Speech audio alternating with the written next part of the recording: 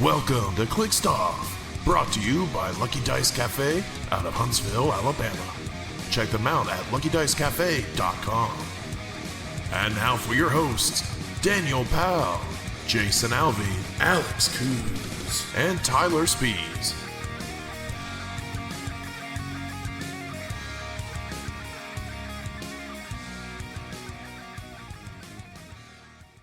Hey everybody, welcome to Clixed Off today. This is your host Daniel Powell speaking. Just want to let everybody know that Clixed Off is brought to you by TrollandToad.com, the world's largest HeroClix retailer. Find HeroClix new and old on TrollandToad.com and use coupon code CliXedOff for 5% off your HeroClix order. Merchant and pre-order items do not apply. If you like what you're listening to today on Clixed Off, check us out at patreon.com/CliXedOff. $1 and above gets entered into our monthly giveaways, and $5 and above gets entered into our Discord server for HeroClix strategy and tactics discussion. Joining me today is Alex, not Jason Alvey Coos.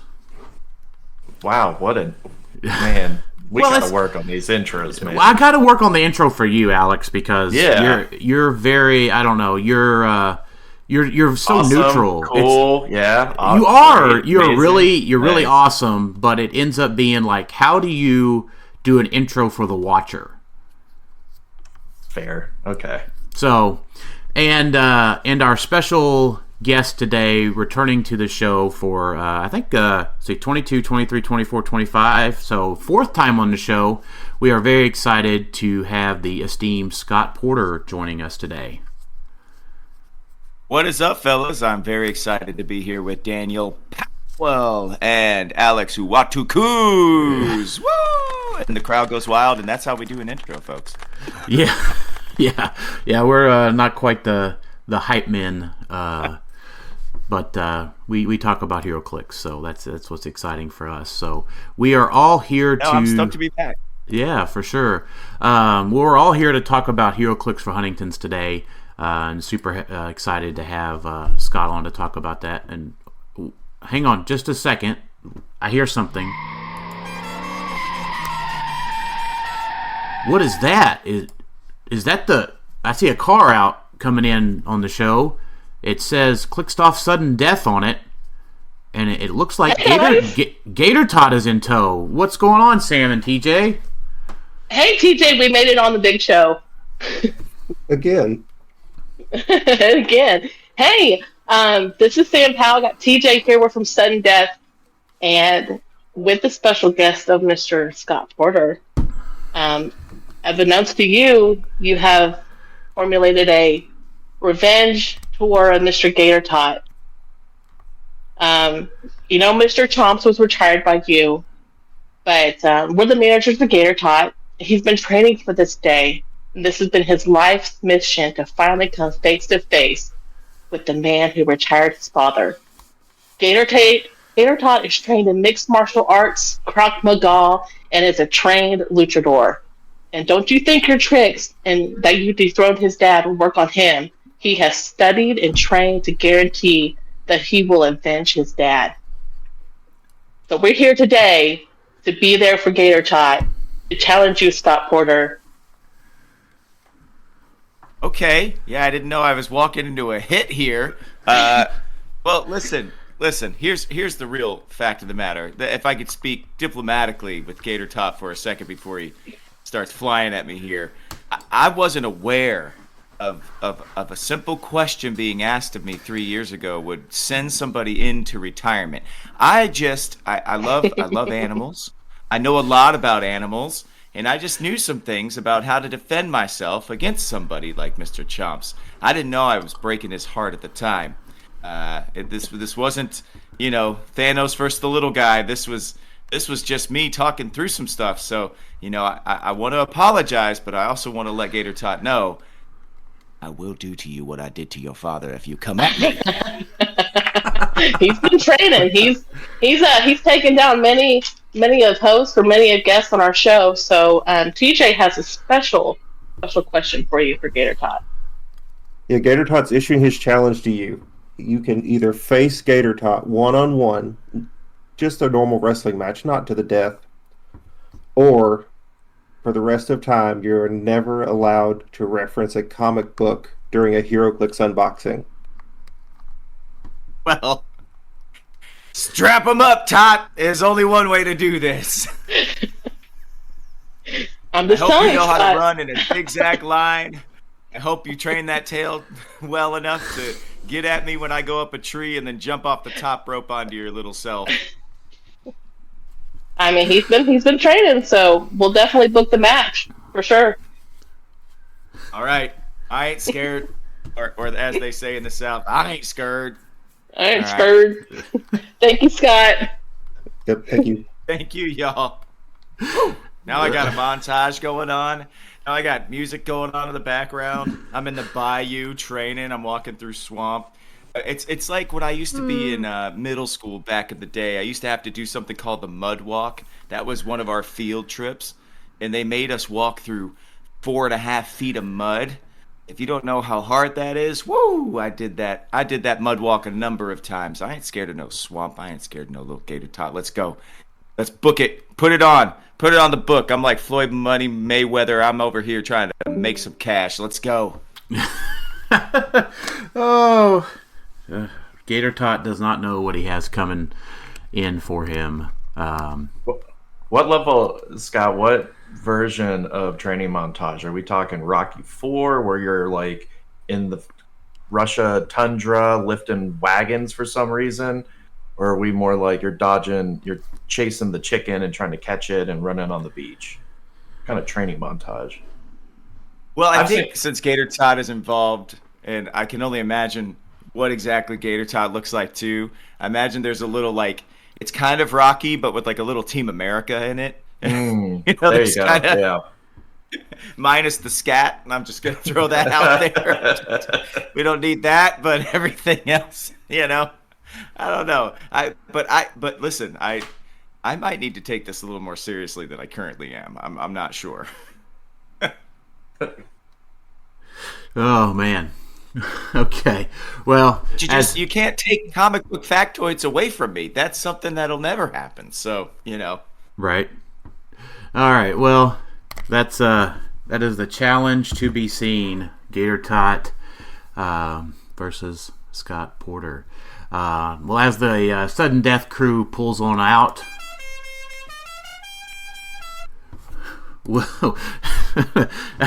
we'll hop right into our HeroClix for Huntingtons discussion. And one of the most exciting events of the year. Hey, hold on. What? I just want to know. So the sudden death crew, I expected them to be like in a monster truck. Like I expected to hear some rumbling outside as they pulled away. But it was more like one of those ghost sounds. Like they've got an all electric car. It's like, and they're gone. Just kind of like driving off in the distance. Everything's silent. Like, wait a second. What? They just vanished. What is this? Yeah, that's what they do. So They care about the environment. So an electric vehicle, get those tax rebates, They're just stealthy like that. I didn't expect it. All right.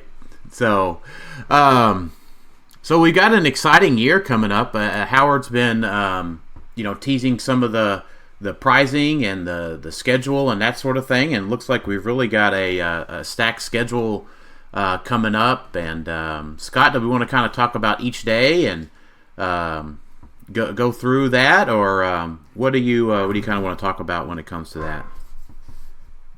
Yeah, no, I mean, I would love to break it down, the event, day by day, talk about some of our pricing and some of our goals with this year's event. But I think the best place to start is the fact that we are in a new venue this year that has air conditioning, and I would like to lead with that. It reminds me, and I said this to somebody else a couple of days ago, when I lived in Austin, Texas. There was a sports bar I'd frequent to go watch big games. And on the outside, I always thought it was so funny because it said, it was a big neon sign said, free AC here. I always wondered why that was a big deal. And I went down the rabbit hole and I found out that a lot of places would actually charge you to come inside if they had air conditioning before air conditioning was standard in every building. Right? And then some people would just say, no, you just come on in. We have air conditioning, especially in the Southeast and in the south of the country. And I just think that we need a sign outside of our event that says free AC here, because last year was tough. And I think we all know it. We talked about it a lot, and everybody, I just can't thank the community enough for persevering through what we did last year. It was a good 83, 84 degrees inside. Everybody's rolling dice and sweating on maps. But last year, just to remind everybody, we made up over $65,000 last year with this event. And over the past 4 years coming into this year, we've raised over $150,000 for the Huntington's Disease Society of America. This year's a little bit different because we no longer have Lucky Dice Cafe. So we are going to be in a different venue in Huntsville. It is an incredible facility. It's a VR arcade facility. And they have a ton of space. They have air conditioning. But for everybody that comes down, we have something very cool that we are offering to both raise money for the charity and to give people a little something to do, maybe when they get knocked out of a tournament, when they are on tilt a little bit and they just want to take a little bit of a break. We are offering a package called the Very Important Family Package.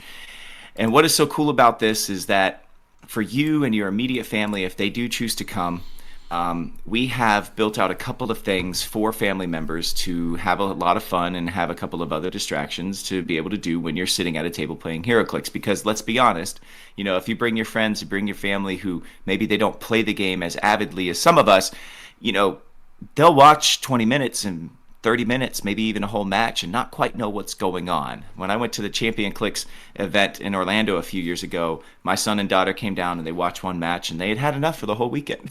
And for us this year, this Very Important Family Pack, for $50, you get wristbands for you and your immediate family. That gives you unlimited VR play at the venue for the length of our event. It's not a daily thing. It is at all 5 days of the event, unlimited VR for you as long as you have this wristband.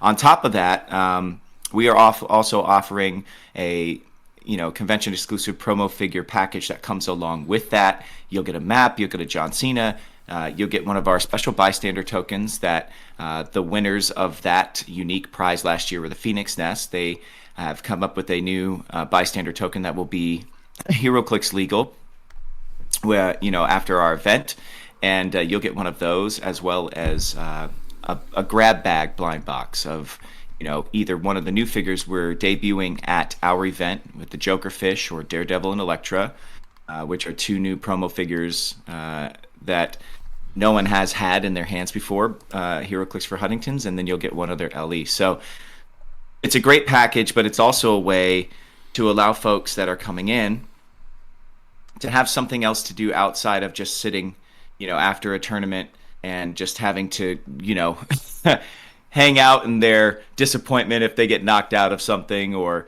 maybe just take a break, and we think that's a really cool thing. Another thing we're doing that we'll be running all event long before we get into the daily breakdown is we have some learn to play kits.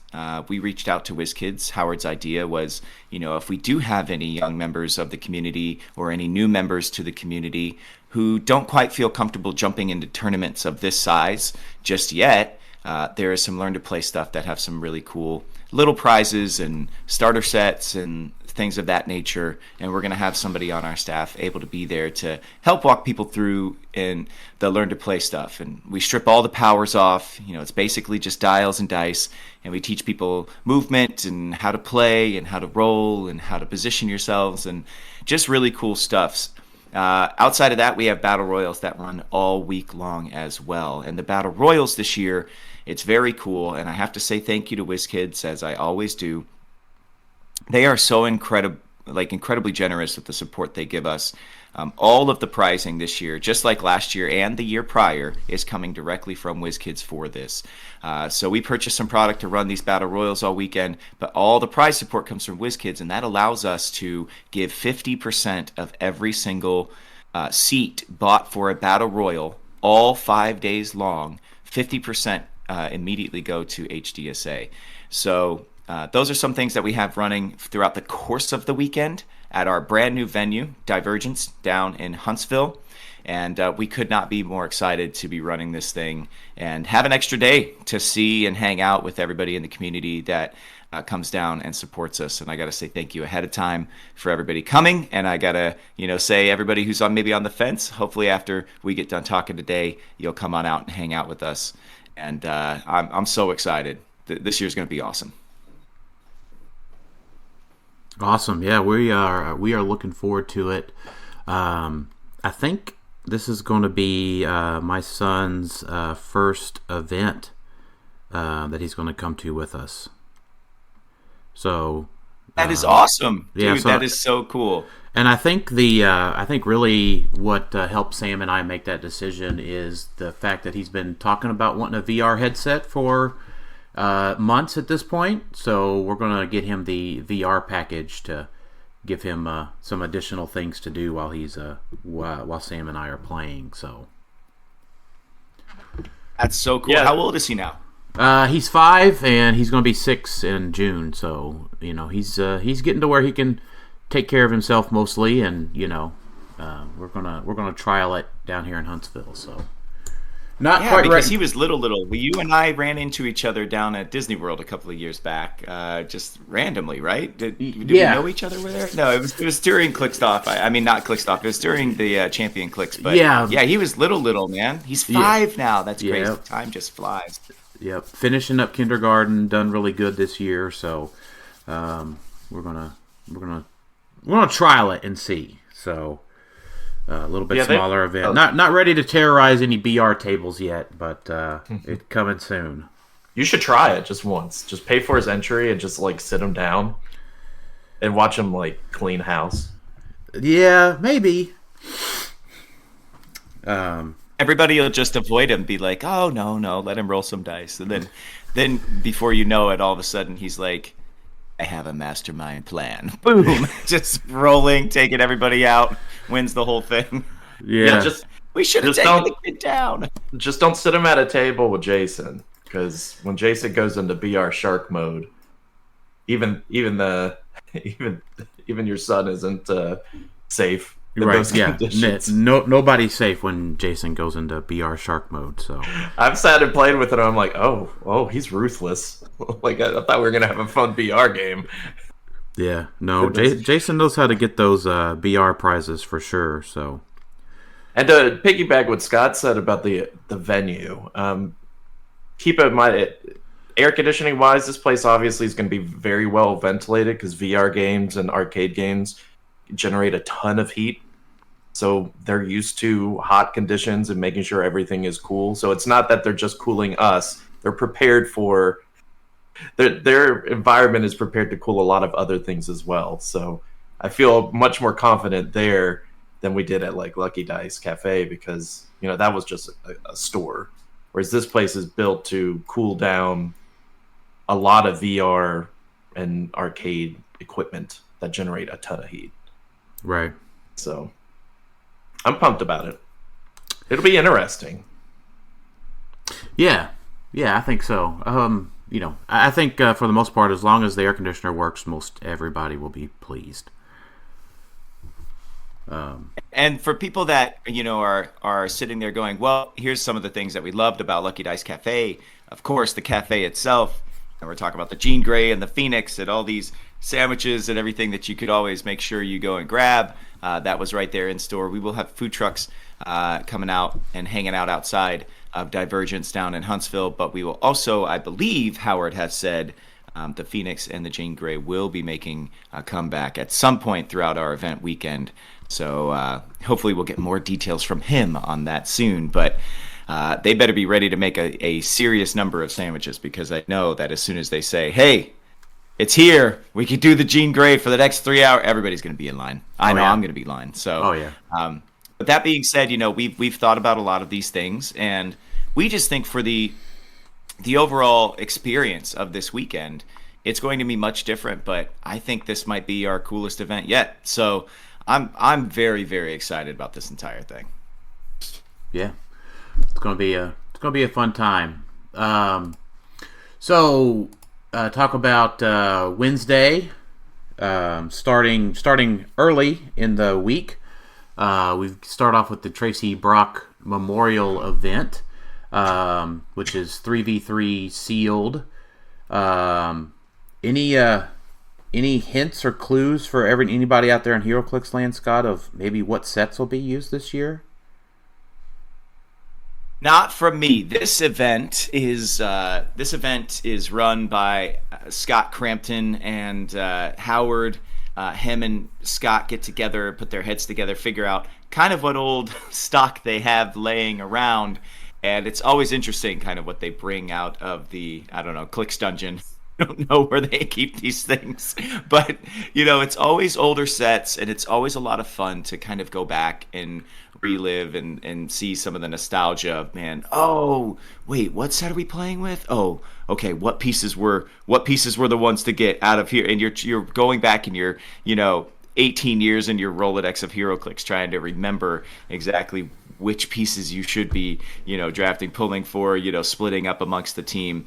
It is an incredible event, and the Tracy Brock Memorial used to be something a little bit different, and now it has become just a very special and very meaningful event for everybody involved. $1 from every entry for that event on the welcome event on Wednesday night. It goes to HDSA. So this one is really run by Scott and Howard, and they give back to us in a small way. But it's really, the focus is not on H4H on that night. The focus is once again on family, on Tracy, on just coming together and having an incredible night in her honor, and remembering just how special she was, how special this community is, how close we all are at this point.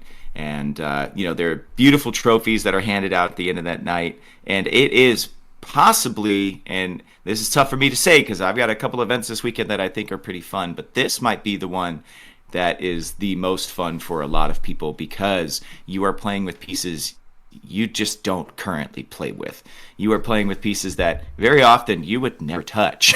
And so it's something that's really cool to put people out of their comfort zone and put people into kind of that feeling of how we all started when we played this game. Just opening boosters, getting excited, and just playing by the skin of your teeth, just trying to figure it out, holding on for dear life as you're rolling through this really interesting team build that you've got all of a sudden. So I cannot stress enough, if you can get there Wednesday to play in this event, it is an incredible amount of fun. And Tracy Brock was an incredible woman. So it's just cool to get together as a community and do something like this. Yeah, absolutely. Yeah, I'm trying to, Dan, remind me. I'm trying to remember. Last year, I know we had one of the little boxes of Streets of Gotham. We had the big head Avengers. I think, was it also Uncanny X-Men booster? Guardians of the Galaxy booster? I'm trying to make sure I'm not getting my years mixed up. Yeah, so no, you and I and Caleb and I played it, I think, the first year. Mm-hmm. But unfortunately for this event, for myself, I'm not able to get down there that early in the week with my work. Yeah, I'm trying to think. I'm just trying to give an example of some of the different random boosters and stuff that they throw out. It's a lot of fun, and I would never ever be playing with, that giant-headed Iron Man or Thor. But you know what? I ended up playing that Thor because he was probably one of the better figures we had at that point. Yeah, I mean, I think we had. He is stacked in something like that. Yeah. What were those called? The big head guys. What was that? Oh, the Tab app. Yes, Tab app. We had. Yeah, when you and I played, we had Tab app, and then I think it was the not.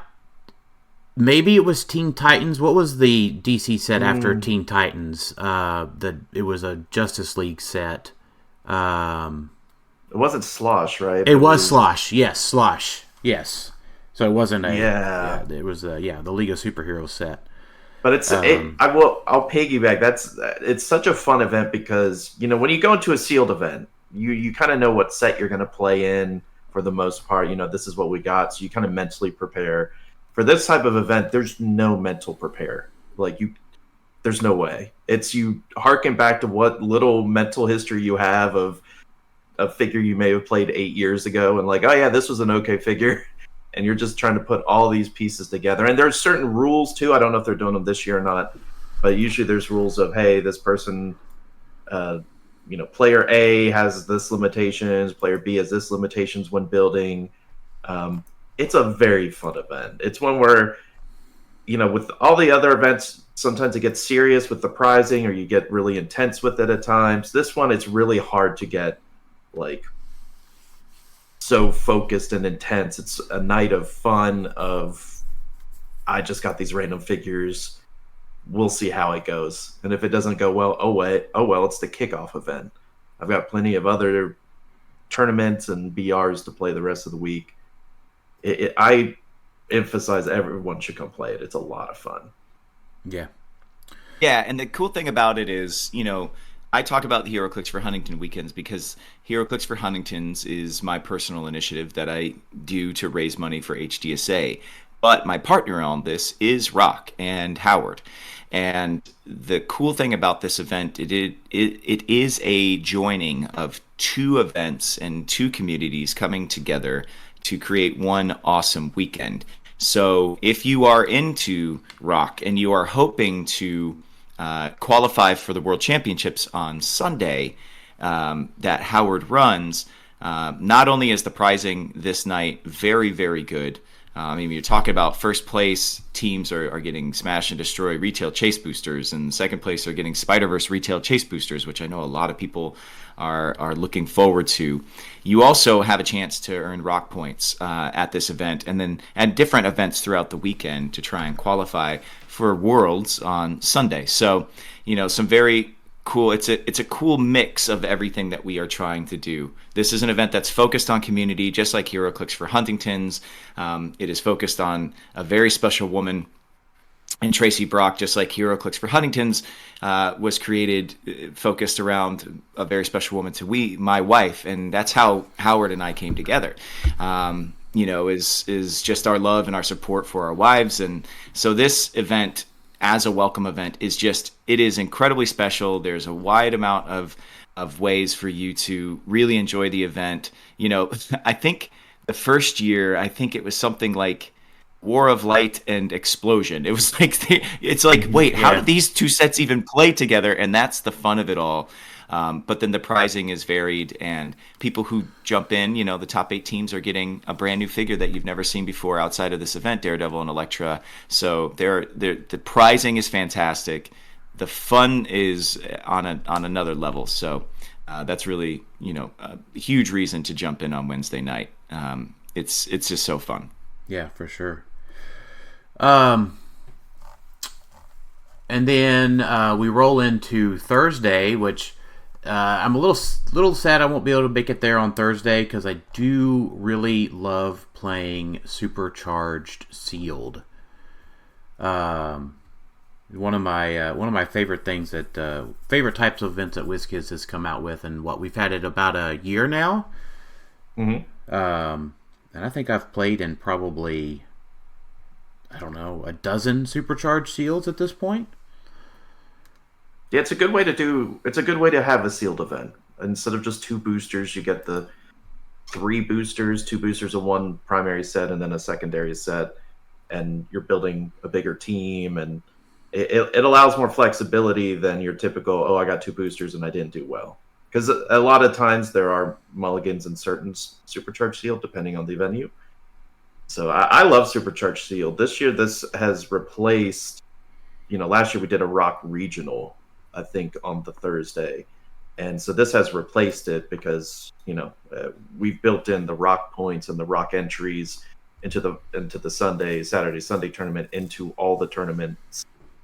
So there wasn't really a need for the regional, and Supercharged Sealed makes a lot more sense as an option. Yeah, this one was Howard's idea. The Supercharged Sealed style sealed event didn't come out until after we held our event last year. So a little less than a year. Supercharged Sealed has been around as a way to play as a new format.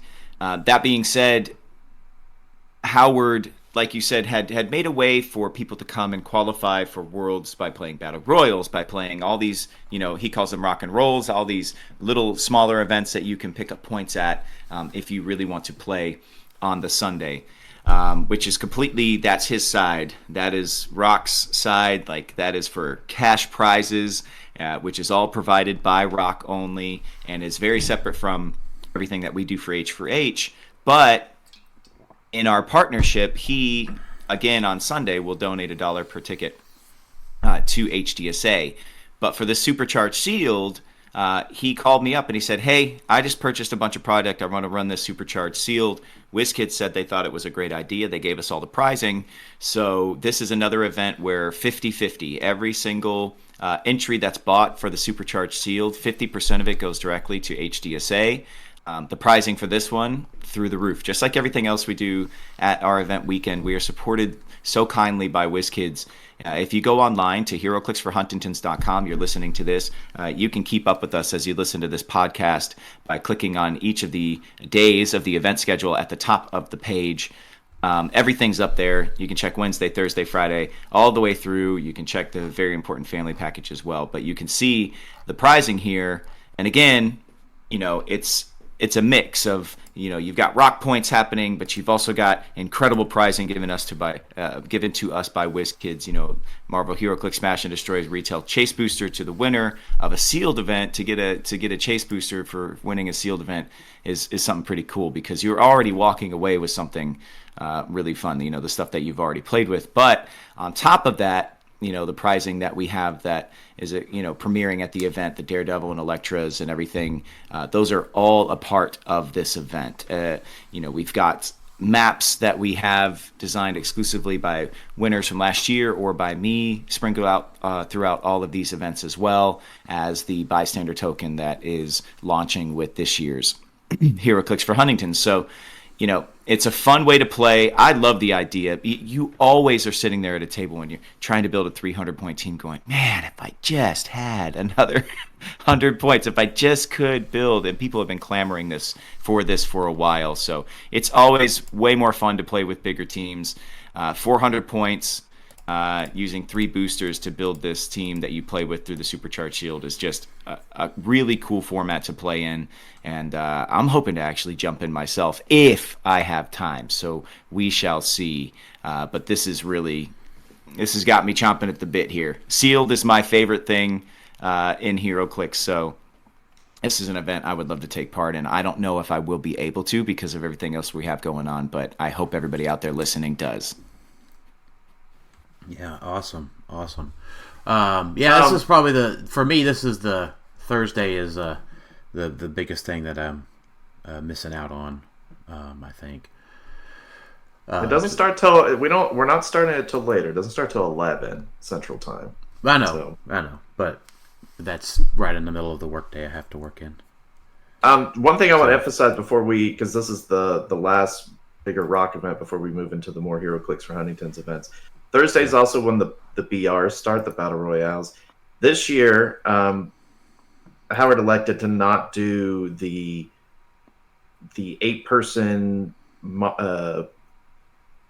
tournaments, the little tournaments. What were they? We had rock and rolls. What were the other ones? Hard rocks. There's no hard rocks this year, the constructed event. Instead, to earn rock points to go to the tournament that's baked in, like Scott said, to pretty much every tournament, you have the opportunity to earn rock points. What we're doing this year is a little different. The rock and rolls, the Battle Royales, those you do earn rock points, but those are the 2025 cards. They'll expire June 1st, so basically at the end of the Rock Cup. But at all the other tournaments, the bigger ones, the Tracy, Supercharged Sealed, and you can see this on the website, it'll list, for example, top 8 in the Supercharged Sealed gets 15 rock points, but it lists 2026. So those are cards that do not expire until next year. So they could be used for next year's tournament and this year's tournament. So if you're trying to earn to play on Sunday, those cards will work for Sunday. If you've already qualified, you can use those cards for next year. But those are a way to kind of emphasize, hey, you won. And if you've already qualified, well, we don't want those points to go to waste. So those are only the ones won in the tournament. They're denoted by saying 2026. The BRs, those are specifically just 2025 ones. So those are all on the HeroClix vs. Huntingtons webpage. And speaking of the BRs, don't forget those two, I believe, are 50% of the entry fee for the BRs are donated to HDSA. Is that right, Scott? That's what this site says, yeah. Yeah. Yep. Yep, I said that when I was talking about kind of the events that happened all weekend long. Again, Howard grabs the product. WizKids gives us all the pricing. We split it right down the middle, 50-50. So that is a huge earner for what we raise in the fight against Huntington's disease is Battle Royals. Because who doesn't love Battle Royals? Who doesn't love sitting down and just continuing to roll some dice and just playing in such a fun way? And the pricing for the Battle Royals, I'm not sure if I mentioned it earlier, is just like it is every year. It's a way, if you're not playing in the big tournaments, to win our 2025 HeroClix for Huntington's Bystander Token, which this year is designed by Phoenix Nest, who won the opportunity to design it at last year's tournament. We have Jokerfish, which no one's seen yet. We have, Daredevil and Electros, which people haven't had a chance to get a hold of yet. And then we have a bunch of these promos and conventional leads and such that have come out in 2025 that a lot of people have not had an opportunity to win or get their hands on unless they're going online and bidding. So the prize pool for the Battle Royals continues to be very strong. We also have our old bystanders that, if people missed out on the first 4 years of what we've done, they can always go back while supplies last and get those to finish out their collection. And just really excited.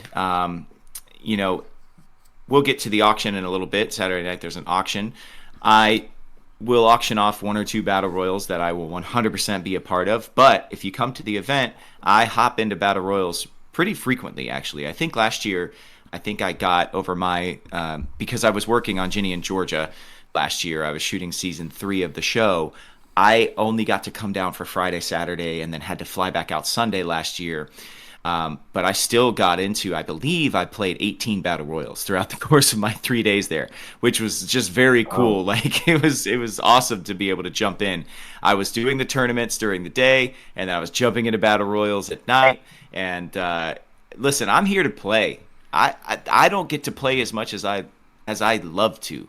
I went from a guy who used to envoy at 3 different venues in Orlando, Florida, who would make his way to Philly for Wizard World, for Nationals every year, who would play in big conventions all over the country, who met a lot of the community a long time ago before I ever started this initiative, and then who played at 4 venues out here in Los Angeles until those 4 venues have now shrunk to 1.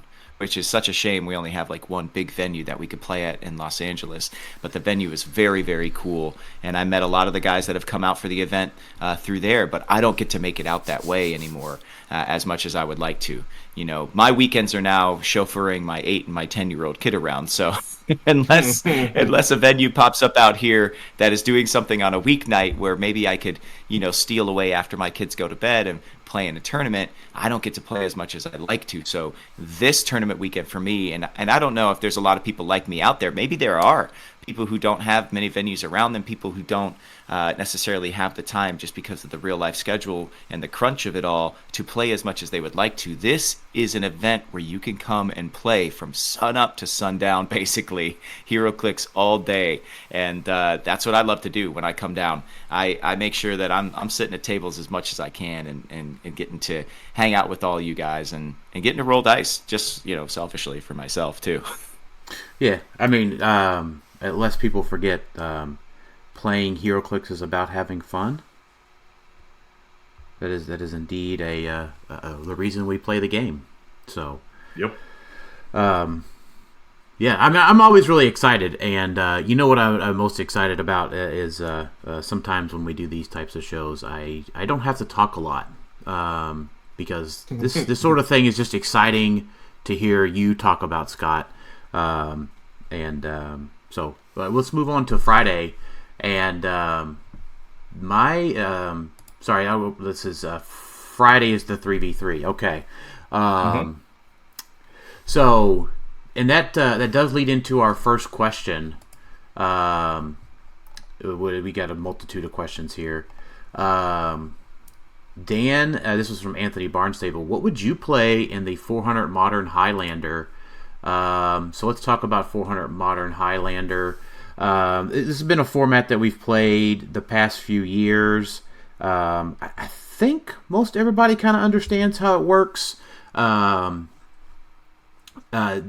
It's by collector number. Every team can only have one of each collector number, basically. So if somebody's playing, an Iron Man that's 001, somebody else can play Iron Man 002. But you can't have people playing both Iron Man 001s on a team. And this is for anything that goes on your build sheet. So that includes non-standard terrain, maps, any sideline figures, equipment. If it goes on your build sheet, it is unique, effectively. No one else in your team of 3 can play it. Yep.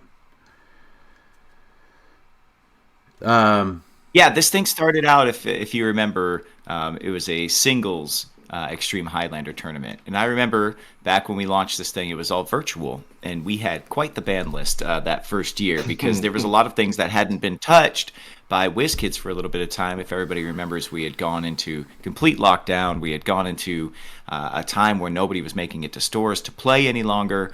And we made it themed. The very first tournament had a theme. It's like you had to have a couple of members of your team be family. They had to be connected to each other, whether, through marriage or through, siblings or, lineage. And it has spun into what is now this teams event.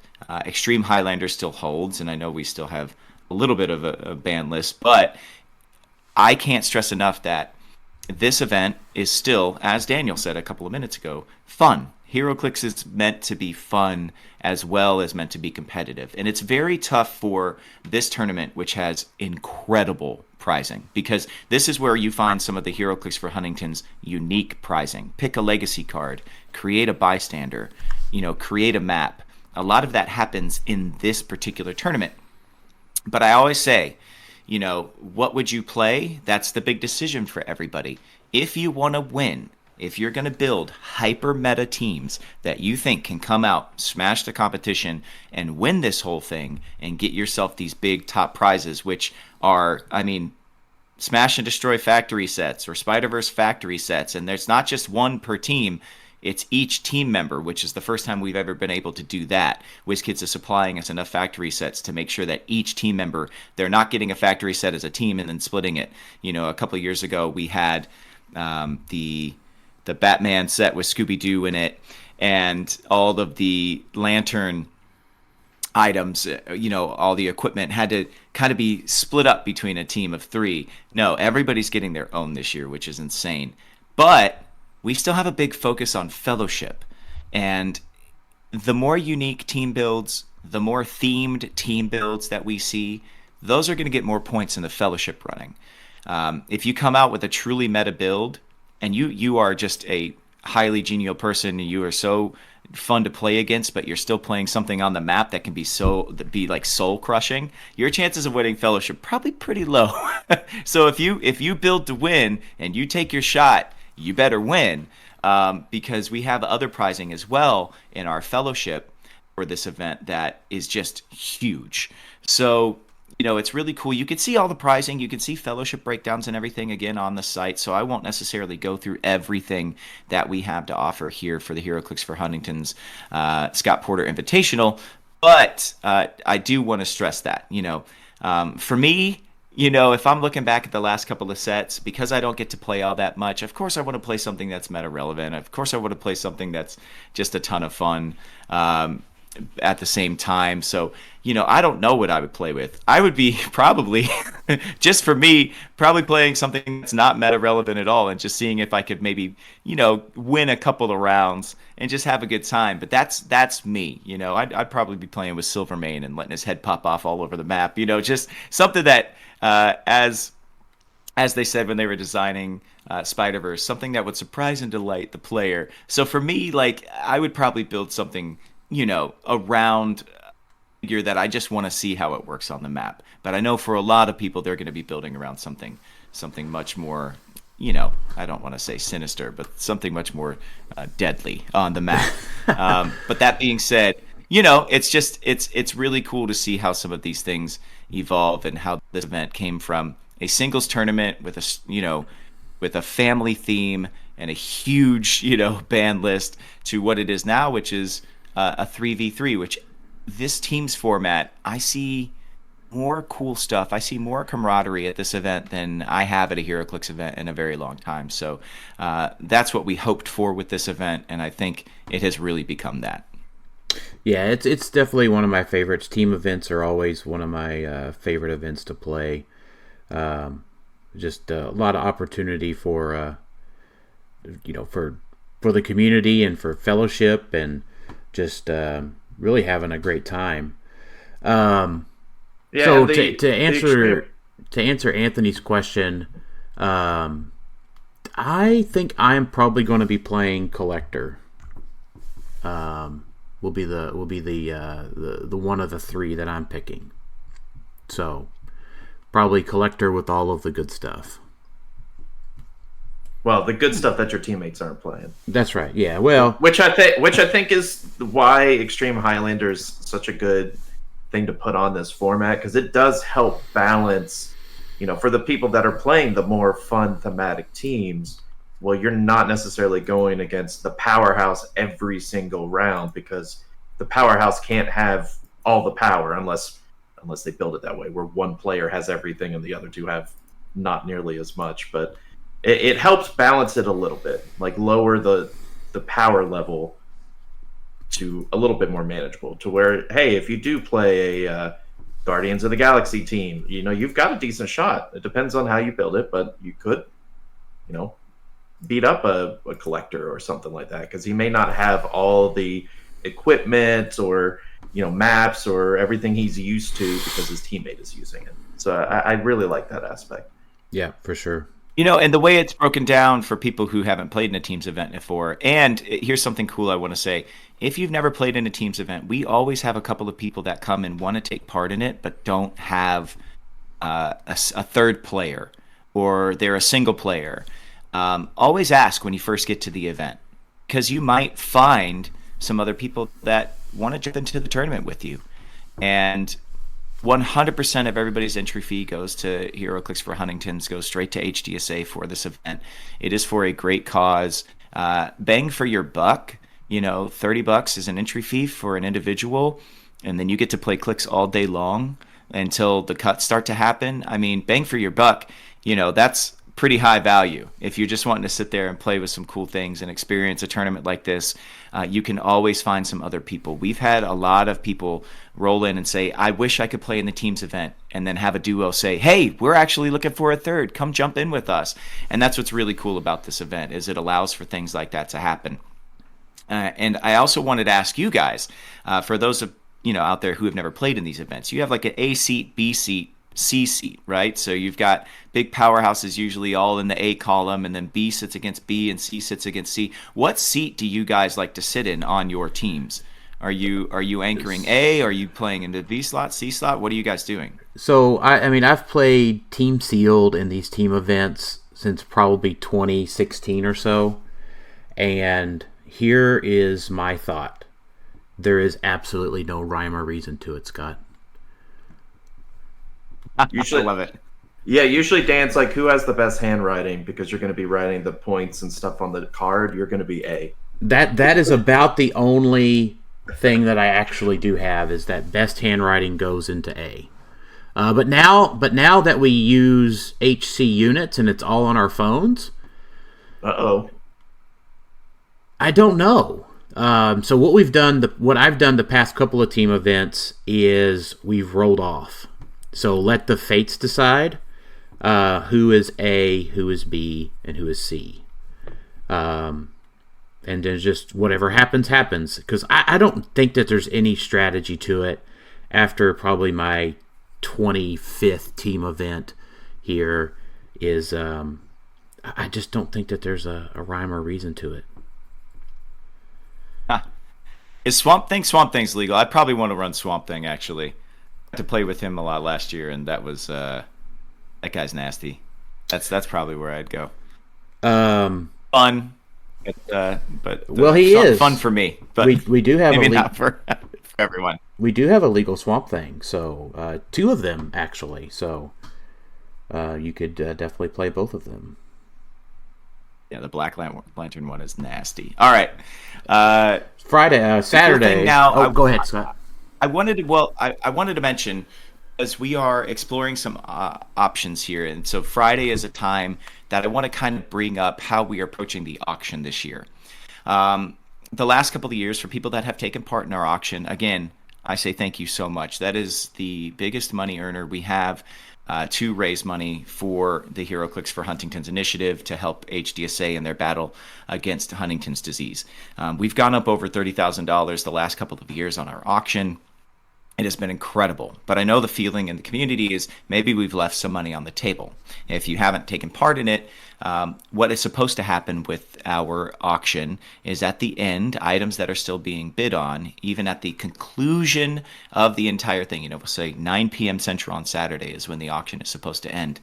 If bids are happening within a 60-second time window, you can go into something called overtime, and you could see more money get raised. And it worked really well the first couple of years that we did it, but we had a smaller amount of items, and we were still pushing Auxxit to its very limit, which is where we hold our auction.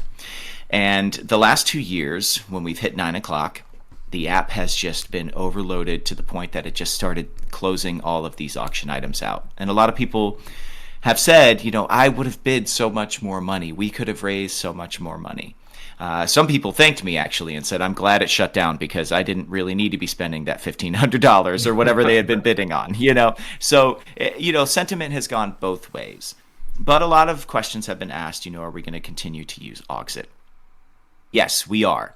I have done a number of charity events. I have run a $450,000 event where we raised almost $500,000 for HDSA, and we used an auction site, and they charged us a surcharge on our auction, and we ended up paying them $7,500 to $10,000 to help us run this entire thing. When we are HeroClix for Huntingtons and we are the HeroClix community, we don't have that kind of overhead to play with. We want to make sure that everything that you guys are giving is making it to HDSA. We don't want to take anything away that we don't have to. And we are very transparent with all the stuff that we do have to recoup. Map production cost is a big thing for a lot of our tournaments because we do pay for the maps out of pocket. So we got to make sure we get the production cost back for that so that, we're able to at least keep our bottom line at zero. That being said, with the auction, we have talked to Auxxit again this year to try and find creative solutions on how to make sure that people who want to continue to bid on these items will have the chance to have a real, overtime to honor that goal that we had success with the first couple of years. So because of that, we looked at our auction this year, which is well up over 200 items again, which is crazy to me. And it's not just WizKids, it's Jeremiah Peterson and it's Craftworks, Forge. It's like a lot of different artisans actually coming and giving their time and their items to the auction as well. Friday night, we are playing with closing out some items on Friday night. So the auction will begin the same time it did last year. It'll open up on Thursday and then make its way to Saturday. But we will have different end times. We will be staggering the end times for a lot of these items. So say we'll have a couple of batches end on Friday night.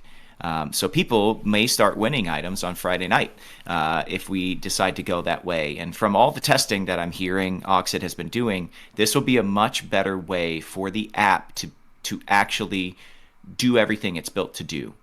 The biggest problem is the app cannot close 300 items all at one time and also still be keeping up with items that are being bid on. We're talking fractions of a second that the app has to make decisions on if an item is staying open or if an item needs to be closed. And what has been happening is the app looks and says, I don't have enough time to gauge all of this, so I'm just going to close it all. That's what's happened the last couple of years. There's security authentication. There's a lot of things that happen on the back end. So this year, we believe that we're going to completely alleviate the issue by batching things out and closing things out at a different time. We think this also helps the people that are bidding, because we have a lot of players who want to bid on 5, 8, 10 things, but it's really hard to scroll between these items and be current on all of your bidding on 10 different items. If we're batching them out in smaller groups, you may be able to go, oh man, I just missed out on that one on Friday night. That just means I can really focus on these 2 items that close out on Saturday. It gives them a little bit more freedom to look at the auction and say, what do I really want to focus on now? Or you could be done on Friday. Whoa, I won the 4 things I want. I'm just going to sit back and watch this thing play out on Saturday. So I wanted to talk about that on Friday, just because we are going to be taking a new approach this year, and we're going to really fully explain it to everybody out there. We're doing this to make the comfortability of the auction as high as possible, and make the charitable element as successful as possible as well. Awesome. Yeah, I think that'll definitely open it up, like you said, for someone like me who I'll bid on something. How it was before, the big auction all at once. I might bid on a couple items, and I like something more than the other, or I consider, I can't. My budget's smaller. I can't bid on this item. I'll push for this one, and I lost out on the one I was going for. Oh well, the other one already closed. I can't. They all closed at the same time. I can't. I want this. If I can't get this, I want this. So this allows people to kind of, I'll start bidding on Friday if the item I want isn't there and I don't get it. Well, I know that money I could push to Saturday. It allows for a lot more flexibility for someone who may have a lower budget, maybe only a couple $100 that they want to spend, but they want to get something cool in the auction to signify HeroClix for Huntingtons 2025. So I like it. For sure. That's a really good change, by the way. I'm a big fan of that. I know a lot of folks there was a little bit of disappointment on the app, right? But not having the fee is a big deal. So that's a great thing that Auxxit helps out with that. They don't charge us any fee. They completely offer their entire time, their whole staff, everybody from the top down, from Vince all the way down. They offer everything that they do for us for free because of their partnership with the HeroClix community, having the HeroClix Cafe and everything. And, there's a lot of traffic that happens on their site by our community. And this is a way for them to give back to us, but also give back to the community at the same time. And I appreciate those guys over there. And I appreciate the community for having patience with us. I know every time I say we're going to use Auxxit again, there's like an audible groan. But that being said, I think what we have been able to do is really pushed Auxxit to improve their format, and we'll continue to stress them to the point of breaking as much as we can, because this community wants it. They want all these items, and I am surprised every single year by just how much this community wants to give. I am blown away. My heart is so full every year. Oh my God, I'm tearing up. So we're going to continue trying to make sure that we make this as smooth and as enjoyable as we can for everybody. I every year go, I just wish some people didn't feel frustrated on the other side of this. So that's why we're making these changes. We're trying to make sure that there's just no frustration throughout the course of this weekend, outside of how your dice are rolling, and I have no control over that. Well, on Saturday... real quick. Oh, go ahead. Real quick, because Friday night, I'll mention for the rock portion of it, Friday night is the Silver Age quarterfinals. Those technically starts at 7. Remember, it's a rock event, so $1 for each entry will be donated to HDSA.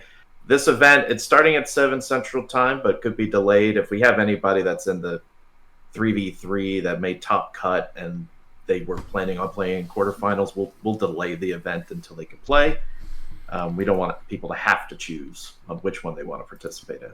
But don't forget, that is the event that if you want to play in the World Championship for Silver Age, that is 75 rock points and entry to get into this 3 rounds of Swiss. Top half make it to Sunday's event. Yep.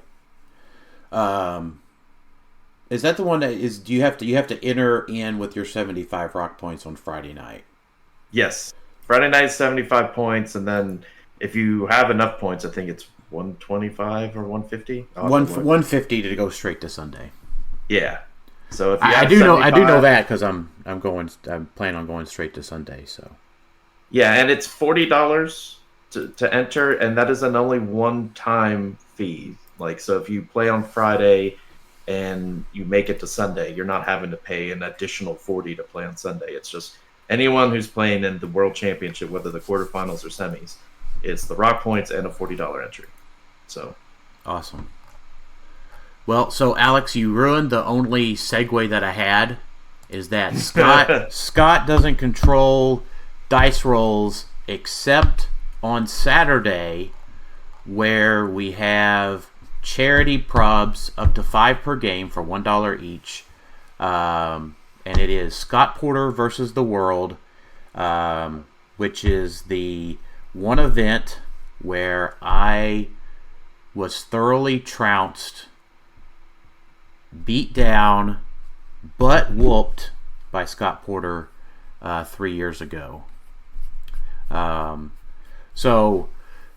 And what was so sweet about that is I had Crusader. I pulled Crusader, and I was told by the table that Daniel was sitting at. I don't even know if it was maybe Daniel, but you should mulligan that. Crusader's not going to do much for you. I had mulliganed a Crusader. I mulliganed like 3 times to get to a decent team, and yeah, it didn't help me. Crusader just went for it, man. This tournament is the tournament I have the most fun in. Scott Porter versus the World. Every dollar of every entry fee goes straight to HDSA. And like Daniel and Alex said, mulligans happen this day as well. So if you pull, you don't love it, you want to go back while supplies last. We can, the last couple of years we've had, Avengers, and we've had Deadpool Weapon X, and a lot of people have been wanting to mulligan as much as they could to just try and get their hands on pieces. The pricing for this event is insane. Every dollar from every mulligan, every dollar from your entry fee, every dollar for theme probabilities. Everybody can use up to 5 per match, and they're $1 a piece. Everything goes to HDSA. This is our second largest moneymaker throughout the weekend for the cause, for the Huntington's Disease Society of America. And it is a blast. I play in this, hence the name of Scott Porter versus the World. I've done very well a number of years. Last year was not one of those years. Didn't make the cut last year. That was tough. That being said, I wear bounties on my back as well. So if you get matched up with me, if you sit across the table from me, I will have a sheet of paper basically taped to my back that says all of the prizes that I'm bringing along with me. The more I win, the more gets stacked up, and until somebody finally takes me down. It's kind of like bounties. If anybody's ever played in a poker tournament, a lot of times, heads of different tables will get bounties put on them, so that if you don't win the whole tournament, but you're able to knock down this one player, you'll take a little something home out of your placement and the prizing that you should earn in that spot. You'll get the prizes that I've got on my back too. So I've got some fun things that I'll be carrying with me all day. And like I said, the prizing for this is insane. I think I mentioned a couple of times throughout this pod that we have the Jokerfish, which is a DC HeroClix figure, and we have Daredevil and Elektra, which is an awesome. I don't know if people have seen that sculpt yet, but that thing is beautiful.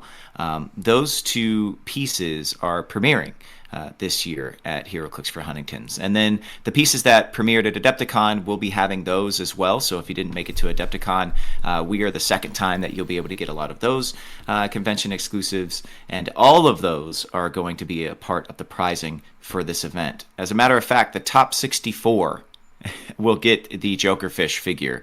And then you get into really solid prizing for top 16, top 8, top 4, and all the way up to the top. And for a sealed tournament, to give the kind of prizing that we are giving here is pretty insane. The winner of this tournament gets a DC HeroClix Lantern Legacy Factory set. Now, WizKids right now is in a bit of a bind, just like a bunch of companies are in this country, trying to figure out where product is coming from and how it's going to get here and the current climate in the U.S.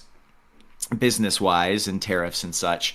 But they are hopefully sending this out during the pre-release window, with the Lantern Legacy Factory set going out at the latest during the release window. Which, I mean, getting a factory set during the week a set is releasing and everybody else is scrambling, trying to get pieces and trading and, buying extra boosters, just hoping to fill out a collection. To be getting your factory set then is just money. Second place gets a HeroClix Smash and Destroy case on top of everything else that they win. We also have some retail chase boosters for the top 4. So there is just a lot of prizing. And again, for anybody out there listening that wants to see the full rundown, HeroClixForHuntingtons.com is where you can go and see all of this. But on top of everything else, this is an event where it feels like old school HeroClix pre-release or promo tournaments.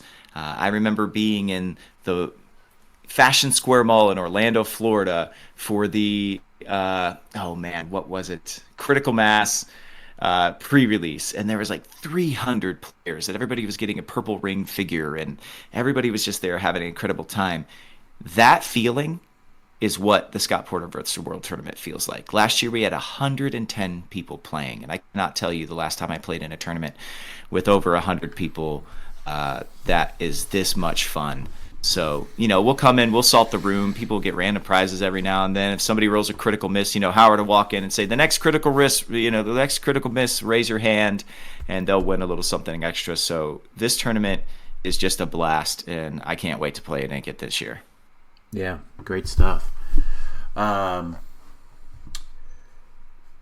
So yeah, really exciting. I hope there's enough product to mulligan, because my sealed luck is not typically good enough to on the first try. So yeah, and I'll say, I love the charity props in this event. It's funny, people get nervous about it, but I find most of the time, most of the props get used in the first attack, where the first person runs and attacks, and they use the prop, their opponent uses theirs, and they kind of go back and forth, and you burn through 3 or 4 of them in the first kind of opening salvo. Yeah, of the game. I think for me the easiest way to look at this event is that at a minimum it's $65 to enter, because it's $40 for 2 boosters, and then we're probably going to play 5 rounds of Swiss, so it's another $25 for the charity probs to get through Swiss. That's fair. So that's the way I look at it and budget for it for the event. So to me that makes a whole lot of sense. Yeah, it's a lot easier when it's all going to charity. Yeah, for sure. Yeah, 100%. And then, real quick, we'll talk about the Rock Silver Age World Championship on Sunday. 400 Silver Age, 150 points or top half from Friday. Get to go into Sunday, which will be rounds of Swiss and then a top 32. Lots of great prizing that Howard has acquired. The money starts at top 16 at $50, and then top 8 gets 100, top 4 gets 250, second place gets 500, and first place gets $1,000, which is not insignificant. Last I checked.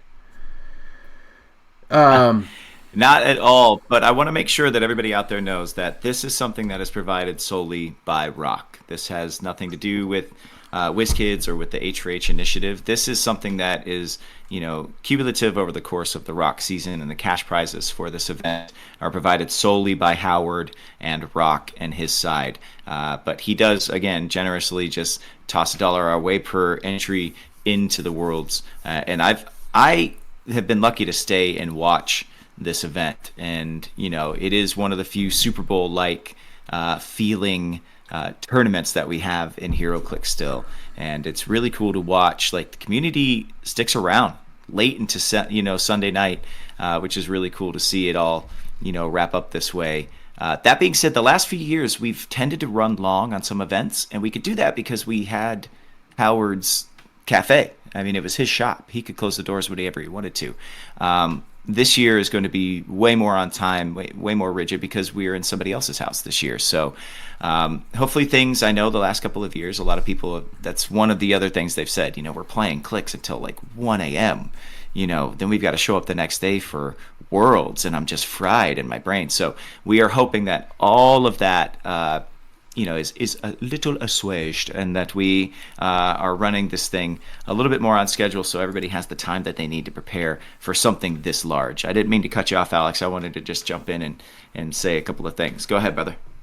Well, the one thing I was going to kind of say regarding that is, don't forget, this is going to be the first year everything's run through HC Units, which has been running tournaments a lot more efficiently than when we were using the Win or other systems. So that'll help a lot with keeping things on time and things going quicker. Because I know in my experience with it already, it's made a massive difference. And that massive difference only may be 10 minutes or 15 minutes. But when you add that between rounds, cutting off 10 to 15 minutes, that adds up quickly. Yeah, it does make a big difference. And Clay's done a really great job building HC Units, and everything has ran really smooth. Adepticon ran so smoothly with HC Units, so it was a really big deal there. So and I love that WizKids has embraced it. They haven't pushed it aside and be like, well, this isn't ours. They've they promoted it. They've been using it for their events. I love it. Yeah, for sure. So I would say the Silver Age format. We're looking for a final. What's the format going to look like coming up? So hopefully WizKids and The Rock are able to release what the final format looks like going into about a month out from the event. So moving along, Scott, do you have a little bit of time still for some community questions? I do. We did skip over the auction. I know I talked a little bit about it on Friday night. We can go ahead. Yeah, that's fine. Go ahead. Yeah. I just really wanted to chat and say we're still going to be having a lot of the really, really special items, the unique items to us, some of the bigger ticket items, ending all on Saturday night. We'll still be doing a little bit of a live stream, Howard and I, starting an hour before the end of the auction. And, this year we have just, as we always do, the auction is just packed full of stuff. We have some unreleased iconic sets that we're going to be auctioning off that don't actually release until July. A couple of DC, a couple of Marvel. We have stuff coming in from outside of, HeroClix as well. I know that we have a big contingent of gamers, not just on the tabletop fashion, but also video gamers. I have a full God of War cast signed 20th anniversary art print that has both Kratos, who signed it, as well as a ton of the other actors over the course of God of War's history. That's going to be in the auction. I think I said earlier we have some, artisan craftsmen who work in the world of HeroClix, like Craftworks and Jeremiah Peterson. They're putting up auction items this year again. We have a ton of factory sets. I mean, Deadpool Weapon X, Black Panther, Collector's Trove, Spider-Verse, Smash and Destroy, Lantern Legacy, which isn't even released yet, X-Men 97, which isn't even scheduled till much later this year.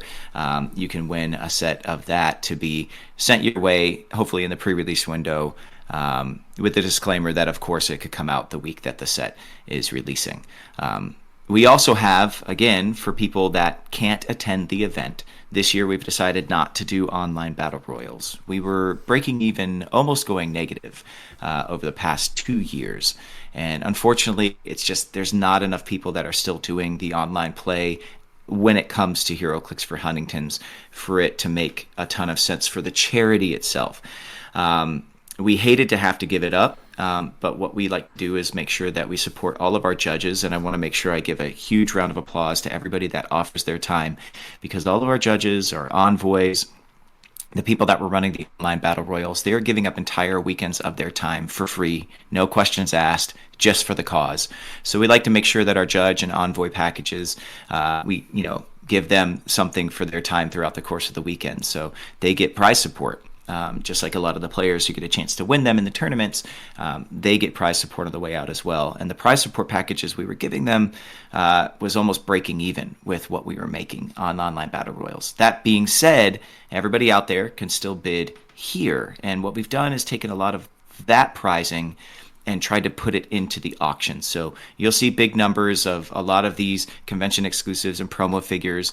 And then a cool thing that we did just get, and we're trying to figure out how we're going to integrate it into the auction, is we have a complete set of the Collector's Trove Retail Chase Booster Bystanders and the Deadpool Weapon X Retail Chase Booster Bystanders. And we're trying to figure out, do we want to use that? Do we want to auction off the whole roll as one item, or do we want to break them all up so that people who are trying so desperately to finish these bystander set collections have a shot at it in our auction? So we have prizes big and small, easy to get a hold of, hard to find.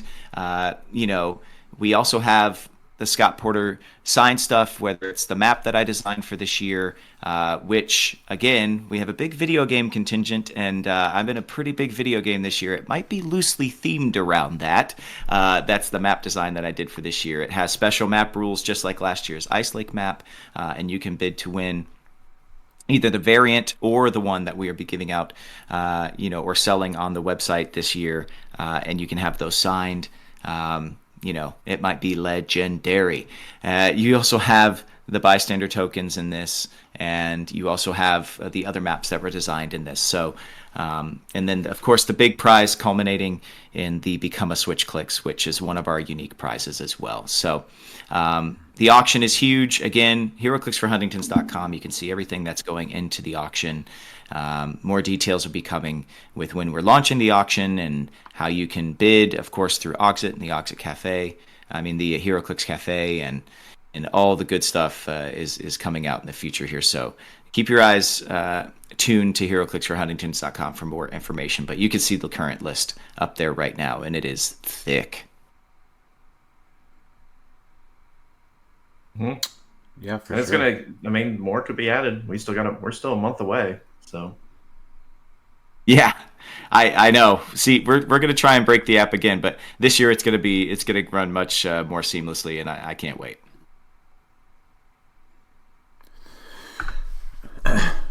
Yeah, awesome.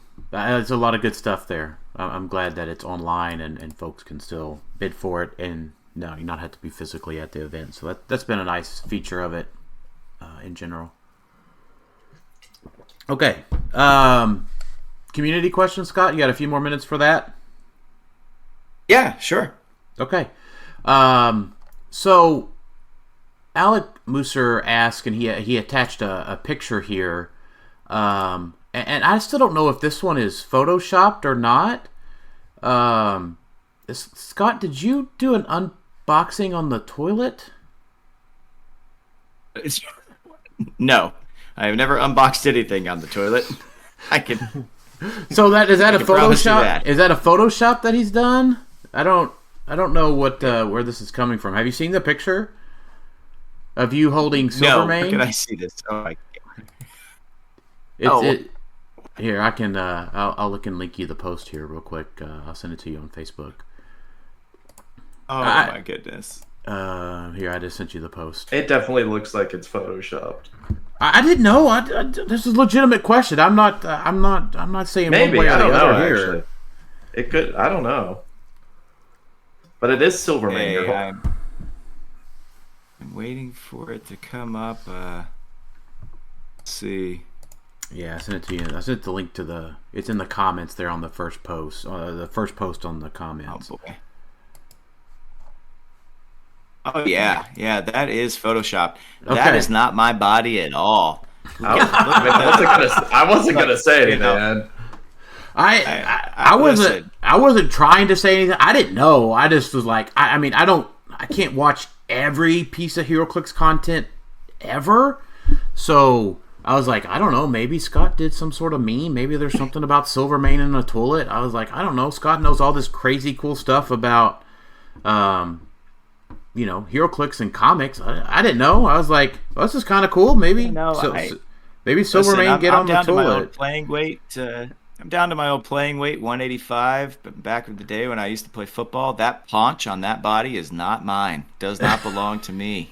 Don't believe what you see, folks. Not everything on the internet is real. Listen, I wasn't sure. I almost just dropped an F-bomb. FAI. All right, let's move on. Listen, let's move on.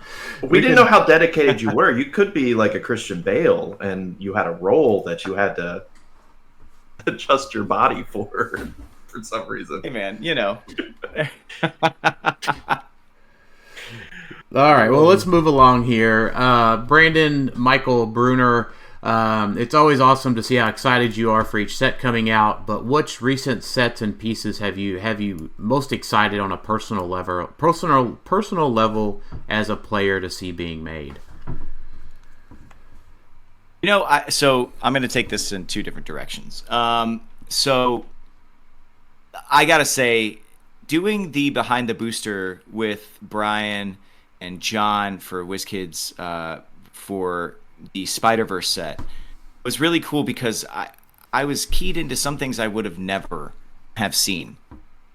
That there was a married couple that is in that set, and they're like longingly looking at each other. If you set the sculpts next to each other, I would have never even seen that. So that particular version of an unboxing was so much fun, and I have to say, like, the Silvermane character, to see how they continually, and I'm talking about WizKids, make sure that the lore in the comic books is represented so cleverly in some of these HeroClix sculpts is so much fun. So that is very, very cool. The other thing that I'm going to say is Iceman is my all-time favorite character, right?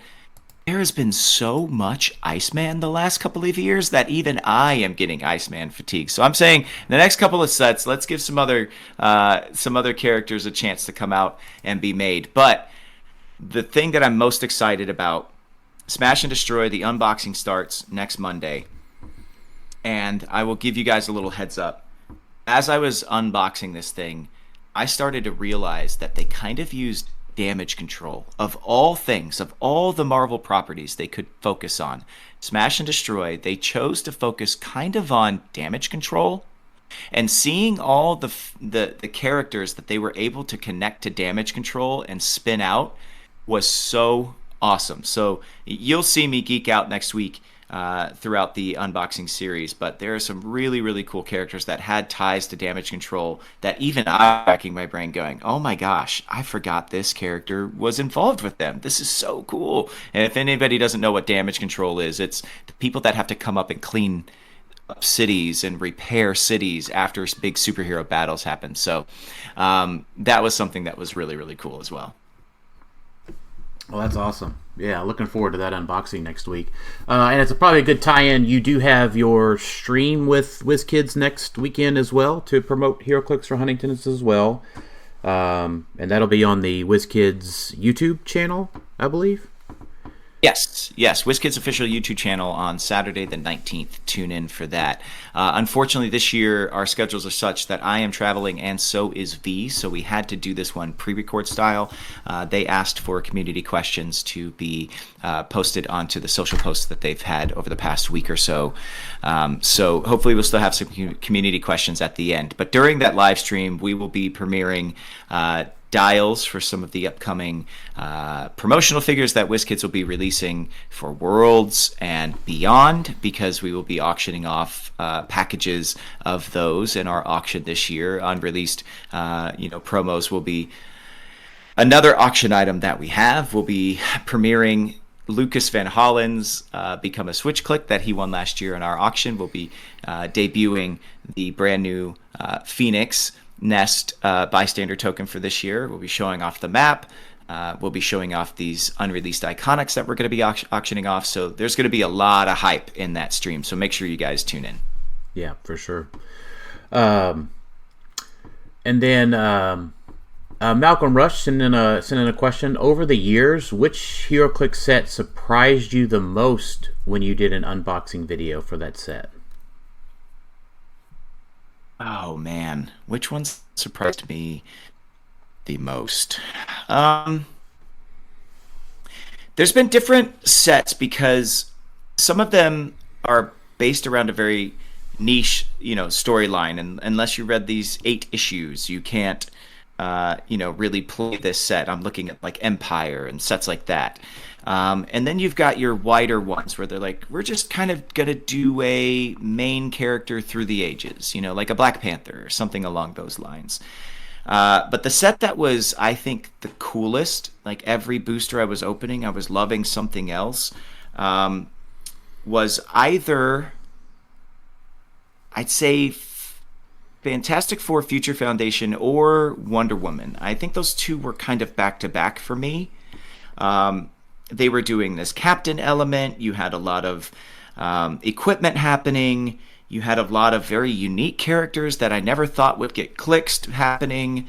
The Wonder Woman especially, I thought, was the greatest balance of, like, through the years set collection. The different versions of Wonder Woman that they focused on, and then the branching story paths that they were able to build out, and the characters they were able to include was so cool. To get into the pantheon of gods in DC through her, as well as to get into Justice League through her, as well as to get into Justice Society through her, was just such a cool way to do. And it was a set, I don't know if you guys remember, that WizKids could not afford to miss on. And they didn't. They delivered. And so for me, I would say those two sets kind of back to back. They had so much hype around them just because, the Fantastic Four have been relegated to the negative zone by Marvel for quite some time. And so Fantastic Four re-entering our lives, that was big. But Future Foundation doing one like so quickly was, what are we doing? This is, how can they possibly evolve on this? And they did. And then Wonder Woman they couldn't miss on, and they didn't. So I think those two sets for me is probably the answer there. Awesome. Yeah, those are really good sets. And then on a personal note, Malcolm is probably the only HeroClix player located in Japan. So he says next time you're in Japan, he would love to play a game with you. Malcolm, I got to tell you, man, I lived in Japan for a year. I was working for Tokyo Disneyland, and I would go to Hachiko Square. I would get a coffee at the Starbucks that looks over Hachiko, and then I would go into Shibuya, and I would go to a expat American comic shop, and I would pick up boosters of HeroClix. And I actually taught 3 people in the Entertainers Village, my friends Reggie and John, and Nick, how to play HeroClix when I was over there. So I feel your pain. I understand it's hard to get a game going. So if I am ever in Japan, I will hit you up, brother. I'll make good on that. And then John Yun asked, but you kind of gave us a little teaser there earlier. John was wondering if this year's map of yours would be Masked Singer themed. Oh, man. I would love a Gumball figure, right? Like a Gumball Gundam figure. That would be awesome. The Masked Singer stage is an idea that was rolling around in my head. Heart of Dixie Town Square, Bluebell Town Square was also something that was rolling around in my head. But this year, I wanted to do something more in the video game space. So that's the direction I went this year. I feel like we've had the unboxing studio. We had a film, set with Speed Racer. We've had television theme with Friday Night Lights. And then last year, the Ice Lake map was kind of leaning into the video game stuff. And I've voiced nothing almost exclusively except superheroes, with the exception of Walking Dead, in the game space. So I wanted to go with something in the game space again this year. So that's where we leaned. Awesome. And then Colton wants to know if you ever plan on attending Worlds in Memphis, if your schedule would allow for that. Man, every single year I want to get there. Every single year, I have been working. This year is going to be no different. Unfortunately, this year I will be in Toronto shooting season 4 of Ginny and Georgia. So I don't believe that I'll be able to make Worlds again this year. But it is something that is on my mind every single year. As I said earlier in the show, you know, I used to go to Wizard World Philly every year to play in nationals. I've been to Chicago a few times to play in big tournaments. I've never been to Origins or Gen Con though, so those are the next two that I would love to get to if possible, convention wise. But yes, I definitely want to get to Worlds because that's just us, that's just our community, and I love to see the community. So yeah, this year Worlds is a little bit later. It's September 25th through the 28th, so it's earlier. It's used to be like in the middle of September, so this roll around they've done it end of September, which is interesting. Yeah, I will be in Toronto from I think sometime around August to probably next February, which is just the heart of winter. So wonderful, super excited, very very stoked to. Yeah, but I say my Iceman's my favorite character, so I can deal with the cold. I'm fine. Yeah, all good. And then Anthony had a few different questions here, but I think most of which has already been answered in the show. Other than I don't maybe understand the ask around this one, but what is Scott Porter excited to be drinking in his cup throughout the event weekend? And it's okay to list multiple drinks. So maybe that's maybe that's an Anthony and a Scott inside joke. No, so in my unboxing series, what's in Scott Porter's cup has been a recurring theme throughout the unboxings through the years.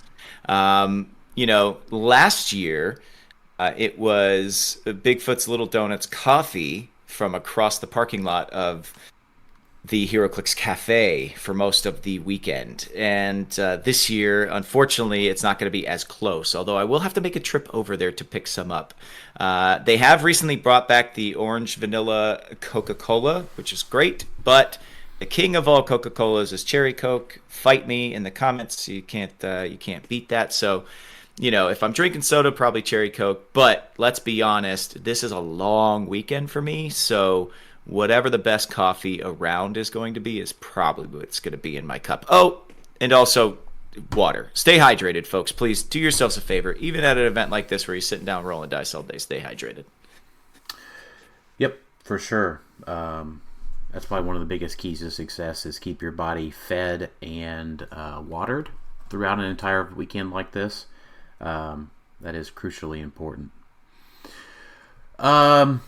And then Matthew Groenhide, Scott did give you all an answer on online battle royales.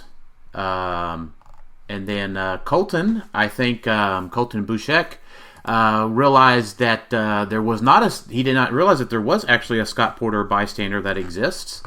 And he's asking, do you think that will get repeated? Is that something that's on your mind? Scott Porter. Well, we've had the Scott Porter figure. We've had the Scott Porter bystander. That is now, unless I win a tournament, going to be in the hands of other players for our event. The first year, we just needed a bystander to be unique to HeroClix for Huntingtons, and so that ended up being me. And since then, we have had a series of different winners, and that's going to be something that is a community prize from here on out. So bystander, probably not. That being said, WizKids generously made a Scott Porter figure, and then not so generously made him no longer legal after 1 year. I have to still have discussions with them about this. That being said, I would love to do another Scott Porter figure. We've had some talks, WizKids and I, about doing something possibly for 2026 that we're going to start aiming for. So something a little bit more like a Scott Porter figure, like the promo figure that we had a couple of years ago for HeroClix for Huntington. So that would be more likely. Bystander tokens are for winners, and I will probably never be one in this tournament weekend. So those are for everyone else. All good. I was trying to think what other. So we've got a Scott Porter themed map, and you said that of course the figures, the Pog. We need like an Iconics. Next would be like an Iconics, right? An Iconics Scott Porter. Nobody wants that. Nobody wants that, fellas. I think an Iconics that was some of your bigger superhero roles. And so it could be like, there'd be a Flash one, there'd be Star-Lord. I don't know. You could throw in George Stacy from Spidey and Friends or something. You could do like key roles. Winter Soldier, Nightwing. The problem is you'd have to do like an all Marvel and all DC. Yeah. Those people don't like to play nice with each other sometimes. So then we just need a DC version and a Marvel version. Solved. Yeah. Yeah.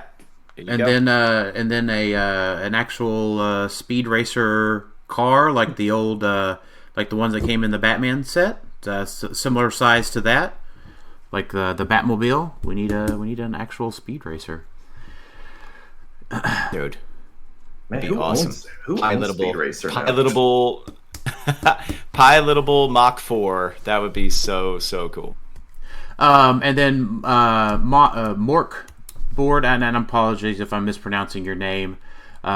He's wanted to send a shout out and a couple different questions here. So the second question we just answered, you answered without us asking. If you could voice one character that you have not had the chance to yet, so who's on your dream list to voice? Oh man, Iceman. Well, no, I voiced Iceman, but in a very funny way in the latest Lego Marvel film that they had on Disney Plus. But that Iceman was kind of more in the vein of a Matthew McConaughey sound. They wanted like a really all right, stay cool, man, stay cool.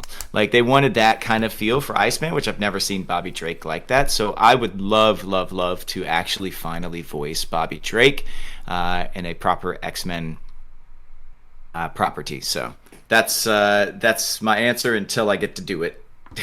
Okay. Fair enough. That's a decent answer. It's like more than a decent answer. It's a great answer. And then Mork, there's the so he's asking about basically what the International Player Foundation does. So that is available, assistance for getting international players to the U.S. That is available via the International Players Foundation. So Dial H for HeroClix runs that. If you have any questions, send it over their way, and I'm sure they'd be glad to help you out with that.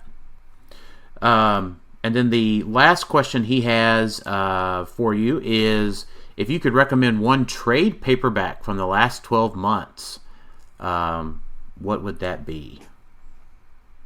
Oh, man. I'm loving what Marvel's is doing with their Ultimate line. I would recommend as a one-shot, like a giant-sized issue, if you don't have time for a full trade, the Doom that came out with Sanford Green doing the art. It was really, really cool, and I know there's a lot of Doom fans out there. That was very cool as well. Yeah, I think kind of in that vein, I read so much that it all starts to bleed, because I do wait for trades a lot, and I don't know what trades are officially like 2023 stuff that's gotten collected for 2024 or 2024 going into 2025. But I would say, yeah, definitely check out the Ultimates line for Marvel. They're doing some really fun, really cool stuff, and I know they've done it before. I know we've had another Ultimate Universe prior, but I gotta say they're doing some really fun, really cool stuff over there, and that Doom standalone was really, really cool. Awesome. Well, Scott, as we wrap up our show here, we always thank you for being on, and thank you for really the opportunities to spend your time and involve yourself with the HeroClix community is always a good thing, and we enjoy having you at these events. And I know it's a charity event that's near and dear to you, and we participate with you, but we do appreciate you participating with us. And would like to just hear your final thoughts as we wrap up the episode. Yeah, no, this is our 5th year now. I never thought we'd make it this far. We started this just in like a spare bedroom of my house and doing everything online, and shipping out over 200 items out of my living room. Thank you to my wife for allowing me to have all this HeroClix junk in her living space and helping me pack it all up and mail it all out to everybody. I never thought we'd be at this point 5 years in where it really is, I think, an event that the community looks forward to. And I'm just filled with gratitude at the end of the day. You guys out there listening and you guys here with me now are the reason that is a success. This community is the reason that it is still going, and it will go as long as you all are willing to support it. And every single time we step up and we do this again, just know that there is not a well deep enough to hold my gratitude and my love for this community.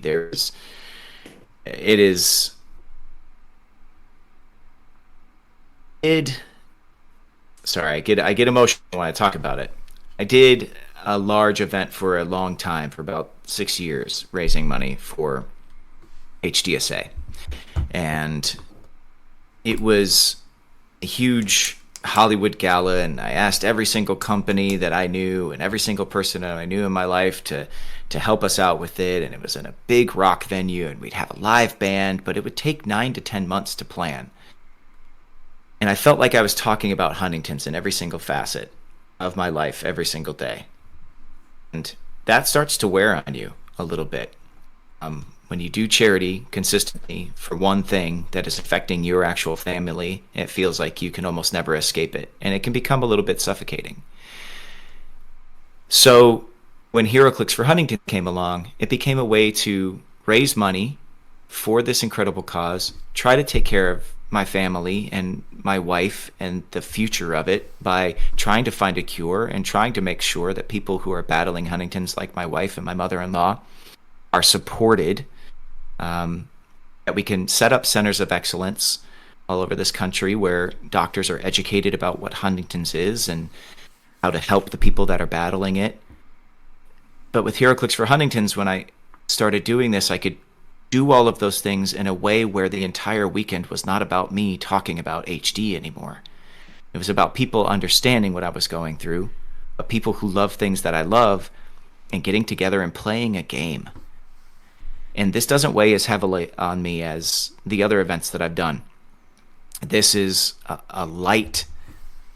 It's a beacon of light for me every single year to come and to raise money for this cause, but do it in a way that is full of joy and community and family and friends, and that is everybody out there. So I will do this until the wheels fall off, until you guys are sick of me, because I love seeing y'all and I love sitting down and play this game. And the fact that we get to raise money is just an awesome, an awesome happenstance that comes along with that. So thank you to everybody out there, and thank you guys for your time today. All right, yeah. No problem. Thank you, Scott. Alex, any final questions or any final thoughts here in the last couple of seconds? Yeah, it's really hard to follow a final thought like that, so I'm good. That's all I have. Thank you, Scott, for being on as always, and thanks everybody for listening to Clixed Off today, and we'll talk to y'all next time. Peace.